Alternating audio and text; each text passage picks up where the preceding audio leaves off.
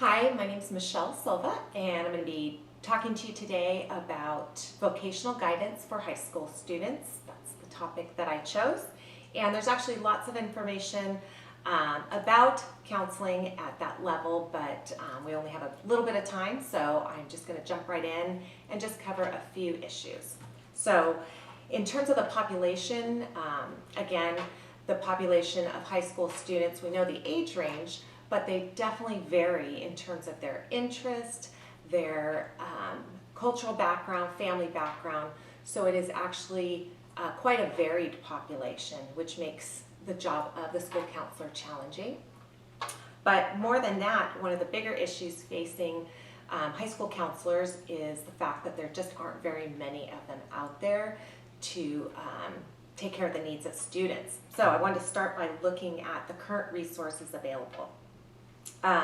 According to the American School Counselors Association, they actually recommend that you have one counselor for every 250 students, but in fact there's probably only 2 states in the country that meet that. I think it's Wyoming and Vermont. But for my research, I want to focus on California. It's both where I live, where I'll be practicing. So the statistics here are a little different. The California Department of Education actually recommends that you have one counselor for every 364 students. But the reality is, based on some reports that have come out, the first one in 2009, 2010, said that we have about one counselor for every 810 students in California. And in fact, another report came out in 2013 by U.S. News and World Report, and that said that we actually have one counselor for every 1,016 students in California. Once again, California ranks last in the nation as far as school counselors. So I checked out our local high school here in Lodi, one of the schools, one my 17-year-old attends, and that school, the ratio breaks down to about 1 in every 519 students. So a little better, but still kind of challenging in order to meet the needs of students. Now there was a great bit of research done, and the College Board, which we're all familiar with from doing SATs and that kind of thing, they have an advocacy and policy center that does research, and according to their research, it would suggest that if you could add just one high school counselor to a school, it would actually increase 10 percentage points the number of young people who would attend a 4-year university. So again, advocating for the fact that it would be really challenging or really helpful to have more counselors on campus. Okay, so beyond that, we want to look at what are the standards. What is it that a school counselor is supposed to be doing? So according to the American School Counselor Association, they have standards that they've set for the roles and responsibilities of school counselors. And what's going to be interesting is seeing what they're supposed to be doing versus what they actually are doing. So their standards really focus on 3 areas of concern, and that is looking at academic development, and so helping students with their classes, getting on the right track, making sure they're doing well in their classes. But secondly, career development, kind of what we've been talking about. How do they help students both choose their long-term goals and prepare for them through a university, or possibly move right into a trade and help them to explore those options. And then the third area that they're to be focusing on is personal and social development. So those skills that would allow them to be successful on the job, but also in their interpersonal relationships. So those are the 3 areas that school counselors are supposed to be focused on and helping students develop. Now, their actual roles and responsibilities, I have those in my notes as well. So some of the things they actually do on campuses, things that we're familiar with, like helping with college applications, making sure you meet those deadlines, helping pair students with an appropriate school that would be both challenging as well as one they could succeed at. Additionally, the financial aid applications. Again, the whole process of college applications and financial aid deadlines and navigating that process is pretty daunting, especially if students don't have a lot of support at home. I know I already have 2 kids that have gone through that process, and it was a lot of work, and I did help them in some areas, and so recognizing how important it would be to have an adult, a counselor, to help them navigate that. But beyond those basic things that we think of when we think of school counselors, they're also involved in the resolution of behavioral problems, personal problems, maybe between students, between a student and their parent or a teacher. School counselors fill in that gap as well to help students. They're often involved in scheduling classes. Again, a very large responsibility to figure out the class schedules and to make those changes. School counselors are often involved in event coordination, some of the beyond just career fairs, college fairs, but those things also are time consuming. Okay, the other activities that they're sometimes called upon to participate in. Additionally, they're often found doing administrative tasks, clerical tasks, filling in holes within the administrative staff, and they're also called to consult with parents, sometimes with parents and teachers, or between students, and they fill in that role as well. And finally, another place that they can be helpful is to educate and train teachers in some of those relationship building skills. So while teachers are equipped with their scope of knowledge within the classroom, school counselors can help bridge that gap and help them to relate better to the students by using some of the basic empathy and listening and communication skills. So, how effective is school counseling?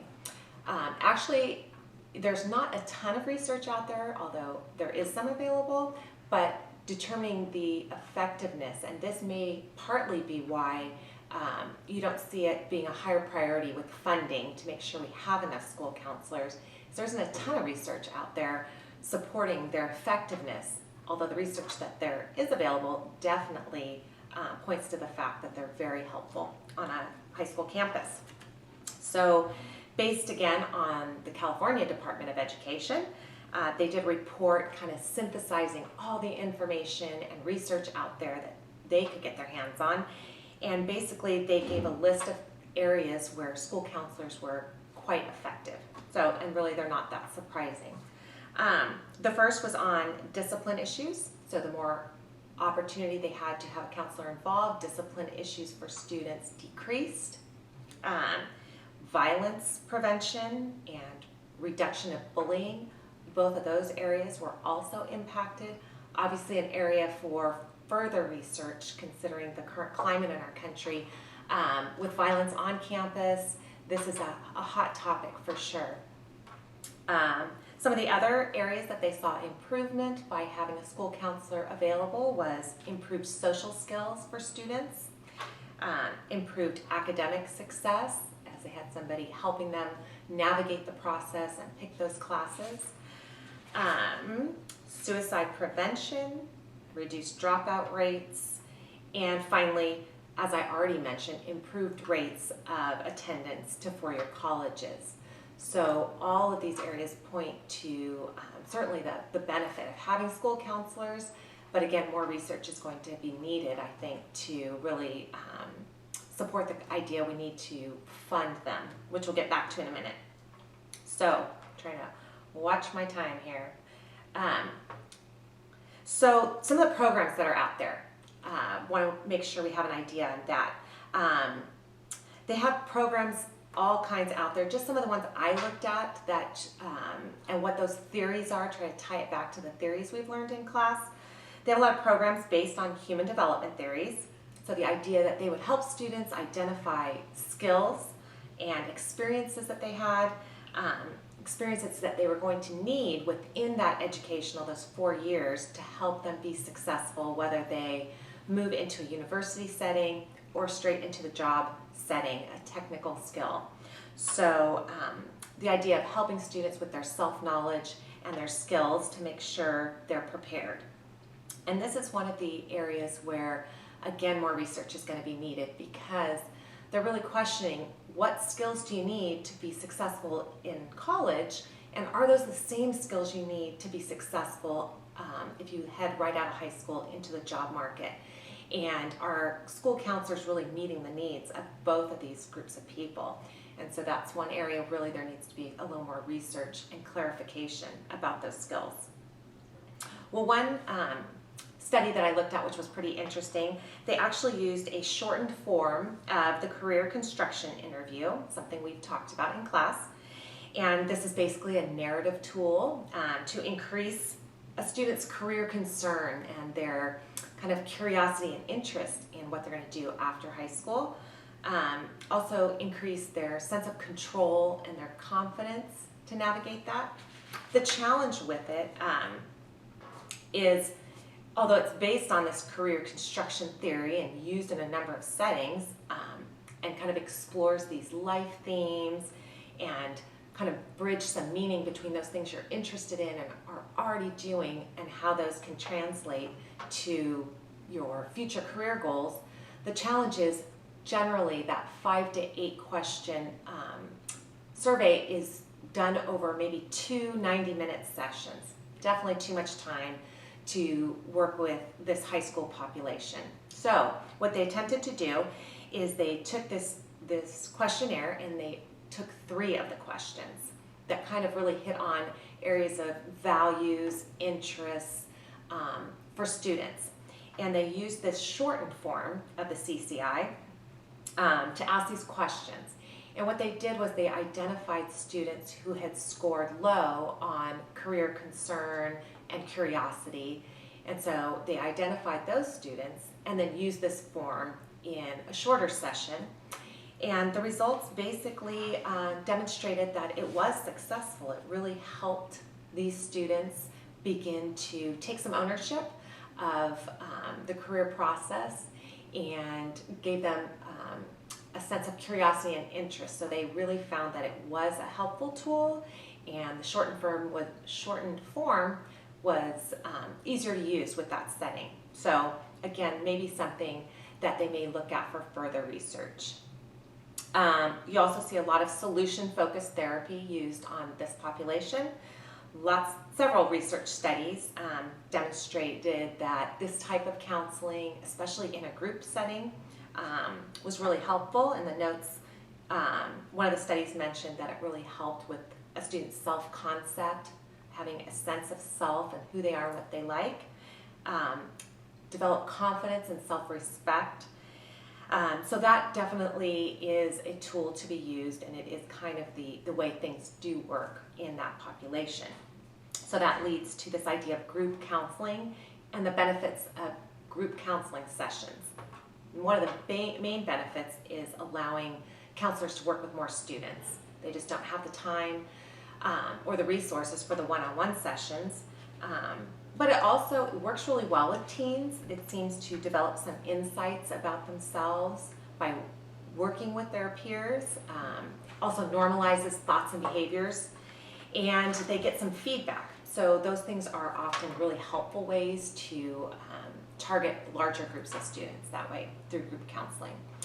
If you look in your notes, I had a couple other things that don't seem like they might fit in this area of programs, but Common Core, which we've probably all heard a lot about, both good and bad, and the early college or middle college high schools, if you're not familiar with those, both of these programs or philosophies, you might call them, really are trying to bridge the gap between what we've traditionally taught in the high schools, the way kind of the rote learning, memorization, and the inconsistencies among the states, because really the states are mandating and managing education at the local level, and then looking at what do the universities really need, what kinds of skills do students need, not just to get into college, but to actually be successful in college.